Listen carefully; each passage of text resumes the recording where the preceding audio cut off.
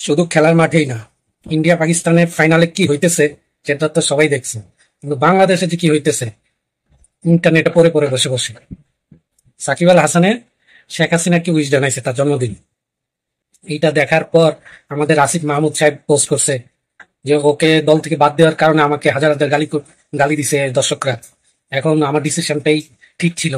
তো এটা নিয়ে একটা পোস্ট করার পরে আবার সাকিব আল হাসান পোস্ট করছে যে আসিফ মাহমুদ স্বীকার করছে তাকে যে দলে নেয় নাই বা দল থেকে বাদ দিছে, দলে আর খেলতে দিবে না, সেটা পোস্ট করছে।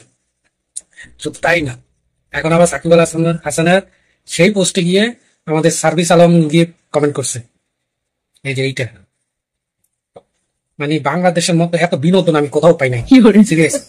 ওইখানে ইন্ডিয়া পাকিস্তানে ফাইনাল ম্যাচ জিতার পরে ইন্ডিয়া ট্রফি নেয় নাই, পাকিস্তানের ওই যে একজন ছিল ওনার হাত থেকে উইদাউট ট্রফি তারা সেলিব্রেশন করছে। ওইখানে চলতেছে এক নাটক, সাকিব আল হাসান আর আমাদের আসিম মাহমুদের চলতেছে আরেক নাটক। সবাই নাটক করতেছে আর আমরা শুধু দর্শক বসে বসে দেখতেছি। আরেকটা কথা হচ্ছে, সাকিব আল হাসানের সাথে কিন্তু আমি মিট করছিলাম। আমার সাথে এই যে পিকটা দেখেন, আমার সাথে মিট হয়েছিল সাকিব আল হাসানের। তাকে বলার পরেই সাথে সাথে ও রাজি হয়ে গেছে ছবি তোলার জন্য। আমি এয়ারপোর্টে কাজ করি, তো ওইখানে দেখা হয়েছিল। এটা প্রায় আরো 3-4 বছর আগে, 4 বছর হয়ে গেছে আগের পিক। আমার সাথে দেখার সৌভাগ্য হয়েছিল।